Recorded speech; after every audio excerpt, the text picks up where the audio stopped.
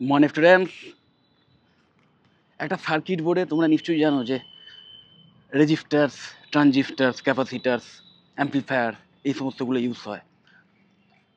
আমাদের মোবাইলের মধ্যে যে চিপ বা কম্পিউটারের যে চিপ থাকে, প্রসেসর থাকে বা র্যামের যে চিপ, সেই সমস্ত চিপের মধ্যে এমন কতগুলো রেজিস্টার বা ট্রানজিস্টার থাকতে পারে জানো?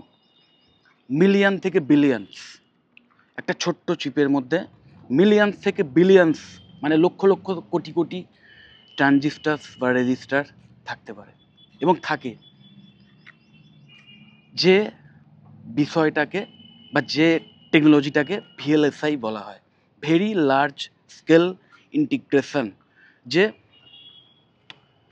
ক্ষুদ্রাতি ক্ষুদ্র জায়গার মধ্যে ম্যাক্সিমাম সার্কিট, ম্যাক্সিমাম ক্ষমতা সম্পন্ন সার্কিট তৈরি করা বা চিপ তৈরি করা, যে চিপ কিনা সেই কম্পিউটারকে প্রাণ দেবে বা মোবাইল বলো, মোবাইল ও কম্পিউটার অ্যাকচুয়ালি তাকে প্রাণ দেবে। মানে সোজা কথায় নিশ্চয়ই তোমরা জানো যারা কম্পিউটারের বেসিক পড়াশুনো করেছো যে কম্পিউটারের দুটো পার্ট আছে, একটা হার্ডওয়্যার, একটা সফটওয়্যার। হার্ডওয়্যার মানে কি? হার্ডওয়্যার মানে অনেকেই ভাবে যে ওই র্যাম খুলে এনে মাদারবোর্ডে লাগানো বা প্রসেসর এনে লাগিয়ে দেওয়া, এই ব্যাপারটাকেই হার্ডওয়্যার টেকনোলজি ভাবে। মানে সোজা কথায় জাস্ট জ্যাকেটেড বিভিন্ন পার্টস পাওয়া যায়, টুকরো টুকরো, RAM, motherboard, processor, hard disk, okay, এরকম বা গ্রাফিক্স কার্ড, অমুক তমুক, এই সমস্ত এগুলো পাওয়া যায়। এগুলোকে জাস্ট কিনে এনে মাদারবোর্ডের ওপর ঠিক মতো স্লটে সাজিয়ে রাখতে পারাটাই বোধ হয় হার্ডওয়্যার ইঞ্জিনিয়ারিং। কিন্তু বেসিক্যালি হ্যাঁ, এটাকে কার্ড লেভেলের হার্ডওয়্যার বলা হয় বা কার্ড লেভেলের হার্ডওয়্যার ইঞ্জিনিয়ারিং বলতে পারো। এটারও ইম্পর্টেন্স আছে, কিন্তু এর চেয়েও আরও গভীরে, মানে যদি তুমি একদম পার্টিকুলারলি ওই র্যাম কীভাবে তৈরি হয় সেটা জানতে চাও বা কীভাবে ওই প্রসেসর তৈরি হচ্ছে সেইটা জানতে চাও, তাহলে তোমাকে চিপ লেভেলে গিয়ে এই হার্ডওয়্যার ইঞ্জিনিয়ারিং শিখতে হবে, যেটা কিনা কম্পিউটারের একটা অন্যতম ইম্পর্টেন্ট পার্ট। কারণ সফটওয়্যার তো হাওয়ায় কাজ করবে না, তাকে তো ওই মেশিনের সাহায্য নিতে হবে।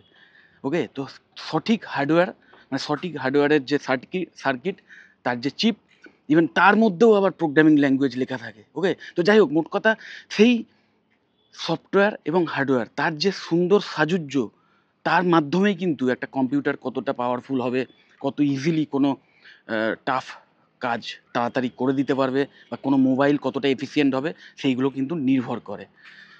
এবার খুব কম কোর্স এমন আছে যে কোর্সে একাধারে সফটওয়্যারের কমপ্লিট নলেজ দেওয়া হয়, তার সাথে সাথে এই চিপ লেভেলের যে হার্ডওয়্যার, চিপ লেভেলের যে হার্ডওয়্যার ইঞ্জিনিয়ারিং বলতে পারো, সেইটার নলেজও দেওয়া হয়। খুব কম কোর্স এমন আছে। আর এটা এমন একটা কোর্স যে কোর্সের মধ্যে এই সফটওয়্যার হার্ডওয়্যারের ব্যাপারটা তো আছেই, তার সাথে সাথে টেলিকমিউনিকেশন সেটারও কিন্তু খুঁটিনাটি শেখানো হয়। এবং তার সাথে সাথে আইওটি, নিশ্চয়ই তোমরা জানো, ইন্টারনেট অফ থিংস, মানে তোমার বাড়ির যে অ্যালেক্সা যেটা আছে, যে ডিভাইসটা আছে, সেটাও একটা আইওটি। আবার তুমি মোবাইলে যখন অ্যাপেলের মোবাইলে সিরি ইউজ করো বা গুগলে যখন ওকে গুগল বলে করো, তার মধ্যেও সেটাও কিন্তু kind of IoT, internet of things. মানে সে একটা ডিভাইস, সে কিনা আর্টিফিশিয়াল ইন্টেলিজেন্সের সফটওয়্যার বা প্রোগ্রাম তার মধ্যে ইন্টিগ্রেট করা আছে, এবং যার ফলে সে তোমাকে অ্যাসিস্ট করছে বিভিন্ন কাজে। ওকে, তো আপাতত এই কাজগুলো হয়তো শুধু ভয়েস অ্যাসিস্ট্যান্ট হিসেবেই ইউজ হয় বা চ্যাটবট হিসেবে ইউজ হয়, কিন্তু এই আইওটি আরও অনেক ইউসেজ ভবিষ্যতে হবে বা এখনও হচ্ছে, সেটা নিয়ে রিসার্চ চলছে, যাতে সে এই ভয়েস অ্যাসিস্ট্যান্সের বাইরে বেরিয়ে গিয়ে আরও মানে এক্সটেন্সিভ কাজকর্ম করতে পারে। তো এই সমস্ত ব্যাপারগুলো, এই পুরো ব্রড ফিল্ড সব কিছুই একটা কোর্সের মধ্যে ইন ডিটেলসে শেখানো হয়, তার টেকনোলজি। ওকে, তো সেই কোর্সের নাম BTech in ECE, electronics and communication engineering. বুঝতেই পারছো, মানে কম্পিউটার, বিটেক ইন কম্পিউটার সায়েন্সের পরেই বা কম্পিউটার সায়েন্স রিলেটেড অন্যান্য যে স্পেশালাইজেশনসগুলো আছে, তোমরা নিশ্চয়ই জানো অ্যাকচুয়ালি সিএসসি আর সিএসসি রিলেটেড অন্যান্য যে স্পেশালাইজেশনসগুলো আছে, সেগুলোর মধ্যে বেসিক ডিফারেন্স কিন্তু ওই থার্ড ইয়ার থেকেই শুরু হয়। Basically first year second year অবধি তোমরা কম্পিউটার সায়েন্সের বেস যেটা, সেটাই শিখবে।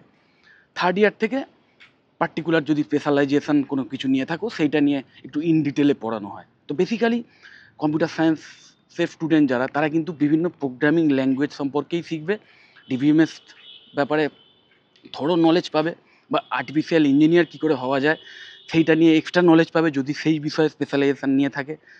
যে ডেটা সায়েন্সের স্পেশালাইজেশান নেবে, সে ডেটা সায়েন্সের আরও খুঁটিনাটি এবং সেখানে আর্টিফিশিয়াল ইন্টেলিজেন্সের কতটা ইমপ্লিমেন্টেশন আছে সেই বিষয়ে শিখবে। তো এইভাবে মানে প্রোগ্রামিং ব্যাপারটাই কিন্তু সেখানে ম্যাক্সিমাম, মানে সোজা কথায় বিভিন্ন কোডিংয়ের প্রাধান্যটাই সিএসিতে কিন্তু বেশি। সেখানেও এই সমস্ত সার্কিট বলো বা এই হার্ডওয়্যার পার্ট আছে, কিন্তু সেটা খুব ইন ডেপথে নয়। মানে মেনলি একজন BTech in computer science engineer বা এই বিটেক ইন সিএসসির যে কোর্সগুলো আছে সেখানে কিন্তু এই কোডিং বেস বলতে পারো, সেখানে প্রোগ্রামিং ল্যাঙ্গুয়েজটাই মেন। কিন্তু এই ইসিইতে এই প্রোগ্রামিং ল্যাঙ্গুয়েজের সাথে সাথে এই যে হার্ডওয়্যারের পার্ট, এবং সেই হার্ডওয়্যার ওই চিপ লেভেলের হার্ডওয়্যার, একদম কিভাবে মাইক্রো প্রসেসর কাজ করে, কিভাবে র্যাম কাজ করে, কিভাবে সেই সমস্ত চিপগুলো তৈরি হয়, তার নলেজ দেওয়া হয়, তার স্কিল সেট তৈরি করার সুযোগ দেওয়া হয়। যার ফলে ইসি থেকে যে সমস্ত স্টুডেন্টরা বেরোয়, মানে পাস করে বেরোয়, এবং যারা সত্যি নলেজ নিয়ে বেরোয়, ওই হাতে ডিগ্রি থাকলেই হলো না, সেটা তো আর বেশি আমি বড় করে বলছি না, আমি ধরে নিচ্ছি পাস করে বেরোনো মানে একদম সব নলেজ নিয়ে বেরোচ্ছে। তো সেই স্টুডেন্টের যে চাকরির মানে অপরচুনিটি, সেটা আরও একটু ব্রডার হয়, কারণ সে একাধারে বিভিন্ন সফটওয়্যার কোম্পানি সেখানেও যেমন কাজ করার সুযোগ পায়, তেমন এই সমস্ত চিপ যেখানে তৈরি হচ্ছে সেখানেও কিন্তু চাকরির সুযোগ পায়।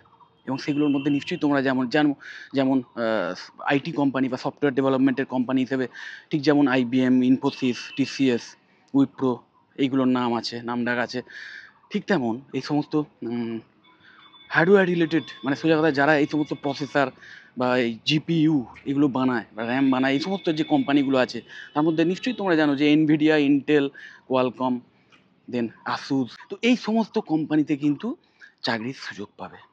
এবং এখানেই শেষ হচ্ছে না, যেহেতু এই এই চিপ তৈরি করার টেকনোলজিটা এই কোর্সে শেখানো হয়, এবং তোমরা নিশ্চয়ই জানো যে এখন বিভিন্ন কোয়ান্টাম কম্পিউটিংয়ের বা কোয়ান্টাম কম্পিউটার যাতে ফুল ফেজে আসে তার জন্য ভীষণ রিসার্চ চলছে।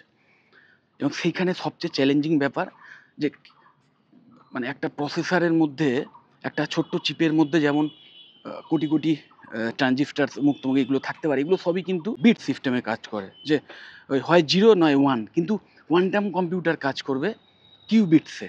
কিউবিটসের ক্ষেত্রে একটা সুপার পজিশনের ব্যাপার থাকে, এবং সেই সুপার পজিশনকে কাজ করাতে গেলে, মানে সোজা কথায় কোয়ান্টাম কম্পিউটারকে কাজ করাতে গেলে যে কিউবিটসের যে মানে স্টেজটা দরকার, সেটাকে রাখতে গেলে কিন্তু একটা হেভি চ্যালেঞ্জিং এনভায়রনমেন্টের দরকার, যেখানে কোনো রকম ভাইব্রেশন, কোনো রকম নয়েজ বা কোনো রকম এক্সট্রা উত্তাপ এইগুলো রাখা যাবে না। মানে ইভেন তোমরা শুনলে অবাক হবে, একদম অ্যাবসোলুট 0 টেম্পারেচার দরকার পড়ে। যদিও কিছু কিছু কোম্পানি, মাইক্রোসফটের মতো কিছু কোম্পানি বলছে যে ম্যারিওয়ানা 1 বলে তারা একটা চিপ বার করেছে যেখানে এতটা কন্ট্রোলড ওয়েদার দরকার পড়ছে না। তো সেটা করতেও কিন্তু এক্সটেন্সিভ রিসার্চের প্রয়োজন হয়েছে, এবং আরও অনেক এক্সটেন্সিভ রিসার্চের প্রয়োজন হবে, কারণ একটা কিউবিটকে ফাংশনাল রাখার জন্য এত চ্যালেঞ্জিং একটা এনভায়রনমেন্ট ক্রিয়েট করতে হয়, যেটা কিনা করতে গেলে হিউজ যেমন খরচের একটা ব্যাপার থাকে, তেমন জায়গাটা অনেক বড় হয়ে যায়। কিন্তু আমাদের দরকার যে একটা ছোট্ট চিপের মধ্যে এইরকম কিউবিট যত সংখ্যক বেশি ঢোকানো যাবে, ফিট করা যাবে, ঠিক ট্রানজিস্টার্সের মতো এই কিউবিট যত ফিট করানো যাবে তত সেই কোয়ান্টাম কম্পিউটার পাওয়ারফুল হবে। তার সাথে সাথে সেটাকে কাজ করানো যাবে, মানে সোজা কথা সেটাকে দিয়ে কোনো কাজটা করানো যাবে। ওকে, তো সেইটা করতে গেলেও কিন্তু এক্সটেন্সিভ রিসার্চ ওয়ার্কের দরকার, যেটার জন্যে আজকের সমস্ত উন্নত দেশ তারা কিন্তু হিউজ ইনভেস্ট করছে বিভিন্ন রিসার্চ ওয়ার্কের ক্ষেত্রে। এবং আমাদের দেশেও ইভেন রিসেন্টলি প্রায় 6,000 কোটি টাকার ওপর বাজেট এর ওপরে ধার্য করা হয়েছে এই কোয়ান্টাম কম্পিউটিংয়ের রিসার্চের ফিল্ডে, এবং সেটা আরও বাড়ানো হবে।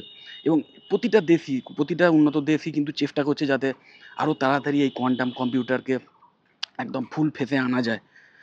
তো সেই রিসার্চ ওয়ার্কের সঙ্গে যদি তুমি জুড়তে পারো অ্যাজ এ ওই চিপ ডিজাইনার, ওকে, মানে কোয়ান্টাম চিপ ডিজাইনার এই টাইপের রোল যদি তুমি একবার পেয়ে যাবে, এই সমস্ত রিসার্চ ওয়ার্কের সঙ্গে যদি জুড়তে পারো, তাহলে তোমার স্যালারি মানে কতটা হাই হতে পারে সেটা তুমি কল্পনাও করতে পারবে না। মানে 1 কোটি টাকা তো কোনো ব্যাপারই নয়, তারও ওপরে চলে যাবে। ওকে, কিন্তু সেটা ওই মানে গেটওয়ে হচ্ছে বিটেক ইন ইসিই। এই বিটেক ইন ইসিই করার পরেই কিন্তু তুমি ইচ্ছে করলে এই কোয়ান্টাম কম্পিউটিংয়ের যে চিপ তৈরি করার যে রিসার্চ চলছে, বা কোয়ান্টাম কম্পিউটার তৈরির যে রিসার্চ ওয়ার্ক চলছে, সেখানে ডাইরেক্ট কাজ করতে পারবে। কারণ এই ইসির স্টুডেন্টরাই মেনলি শেখে যে কীভাবে সফটওয়্যার হার্ডওয়্যারের সঙ্গে কথা বলে, সফটওয়্যার কীভাবে হার্ডওয়্যারকে ইউজ করে বিভিন্ন অসম্ভবকে সম্ভব করে তোলে। ওকে, মানে মেশিনকে জীবন্ত করার যে মানে কমপ্লিট যে রহস্য, কমপ্লিট যে সিক্রেট, সেটা কিন্তু এই ইসি স্টুডেন্টরা শেখে। সো সঠিক নলেজ যদি নিতে পারে তারা, তাহলে কিন্তু কেরিয়ার প্রসপেক্ট আপাত দৃষ্টিতে মনে হয় যে বিটেক ইন সিএসির হচ্ছে বেস্ট। কিন্তু আমার ধারণা বিটেক ইন ইসি থেকে যারা সঠিক নলেজ নিতে পারবে এবং যারা সঠিকভাবে নিজের কেরিয়ার পাথটা সেট করতে পারবে, মানে আরও হায়ার স্টাডি করে অথবা সঠিক জায়গায় চাকরি পেয়ে বা অথবা স্কিল বিল্ড করে। এখনকার যুগে নিশ্চয়ই তোমরা জানো যে হায়ার স্টাডি মানে এই নয় যে তোমাকে এমটেক করতে হবে, পিএইচডি। তুমি নলেজ যদি গ্যাদার করতে পারো, সেই স্কিল যদি বিল্ড করতে পারো, ওকে, তাহলে তুমি এই মানে এই পাথ দিয়ে তোমার career path BTech in CSE করার স্টুডেন্টদের চেয়েও আরও অনেক ওপরে যেতে পারে। এটা কিন্তু আমি 100% শিওর হয়ে বলছি। ভীষণভাবে ভার্সেটাইল একটি কোর্স, ভীষণভাবে ডাইনামিক একটি কোর্স, এবং যে কোর্সের মধ্যে ওই artificial intelligence, ML, robotics, automation, IoTs, okay, then এই সমস্ত মানে ডিভাইসকে পাওয়ারফুল করার জন্য যে হার্ডওয়্যার পার্ট, সেইটাকে তৈরি করা, প্লাস টেলিকমিউনিকেশনের ভাস্ট যে টেকনোলজি, এই সমস্ত কিছু নিয়ে কিন্তু একটা ওভারঅল নলেজ এই কোর্স থেকে তোমরা পেয়ে যেতে পারো। সো আমি তোমাদের বলবো, যারা তোমরা ক্লাস 12-এর স্টুডেন্ট এবং পিসিএমএ স্টুডেন্ট অথবা পিসিএমবি স্টুডেন্ট, এবং তোমরা যারা বিটেক ইন সিএসির মতোই আরেকটি অল্টারনেটিভ চাইছো, এবং যেখানে কিনা আরও বেশি অপরচুনিটিস আছে আমাদের দেশে। এই মুহূর্তে এই সমস্ত চিপ ইন্ডাস্ট্রি, যেগুলো মানে চিপ লেভেলে হার্ডওয়্যারের যে ইন্ডাস্ট্রি, সেইগুলো অতটা গ্রোথ হয়নি, সেগুলো এতটা গ্রোথ নেই। যেটা চলছে হয়তো খুব নিয়ার ফিউচার গ্রোথ হবে, তখন আরও ডিম্যান্ড বাড়বে। কিন্তু সফটওয়্যার ফিল্ডে এমনিতেই গ্রোথ আছে, তো সেখানে তো চাকরির সুযোগ পাবেই আমাদের দেশে। আর তার সাথে সাথে বিদেশে এই সমস্ত বিভিন্ন এই চিপ মেকিং যে কোম্পানি আছে, সেইগুলোতে চোখ ধাঁধানো অঙ্কের স্যালারি নিয়ে, যেটা কিনা নর্মাল সফটওয়্যার ডেভেলপার বা প্রোগ্রামারদের চেয়ে অনেক অনেক বেশি হাই হয় বা হতে পারে, সেইখানে কিন্তু চাকরি পেতে পারো। এবং রিসার্চ ওয়ার্ক সাধারণত অনেকেই ভাবে যে রিসার্চ ওয়ার্কে কাজ করা মানেই স্যালারি খুব একটা বেশি হয় না, কেরিয়ার পাথ ওই শুধু নতুন একটা আবিষ্কারের আনন্দে এইটুকুতেই সীমাবদ্ধ রাখতে হবে, এমন একটা ধারণা থাকে অনেকের, যে রিসার্চ ওয়ার্ক মানে তো মানে ফ্যালারির ব্যাপারটা ভুলে যাও, এরকম একটা ধারণা রাখে। কিন্তু সেই ধারণাও ভুল, কারণ এইখানে এটা এমন একটা ফিল্ড যেখানে রিসার্চ ওয়ার্কের সঙ্গেও যদি তুমি জুড়তে পারো, সেখানেও চোখ ধাঁধানো অঙ্কের স্যালারি তোমার জন্য অপেক্ষা করছে। তো যাই হোক, যদি এই কোর্স নিয়ে আরও ডিটেলে কিছু জানতে চাও, বা এটা ছাড়া বিটেকের অন্য কোনো স্ট্রিম নিয়ে যদি আরও ইন ডিটেলসে কিছু জানতে চাও, তাহলে অবশ্যই আমাকে কল করো বা হোয়াটসঅ্যাপ করো, আমি তোমাদের অবশ্যই এক্সট্রা ইনফরমেশান দিয়ে দেবো। এবং তোমরা বিটেকের কোন স্ট্রিম চুজ করতে চলেছো এই বছর, যারা অ্যাডমিশান নেবে বিটেকে, সেটাও কমেন্টসে তোমরা জানিও। যদি মনে হয় ভিডিওটা হেল্পফুল, অবশ্যই লাইক করো। চ্যানেলটা যদি সাবস্ক্রাইব না করে থাকো, এক্ষুনি সাবস্ক্রাইব করে নাও, আর এই ভিডিওটা যতটা পারো শেয়ার করে দিও। টাটা।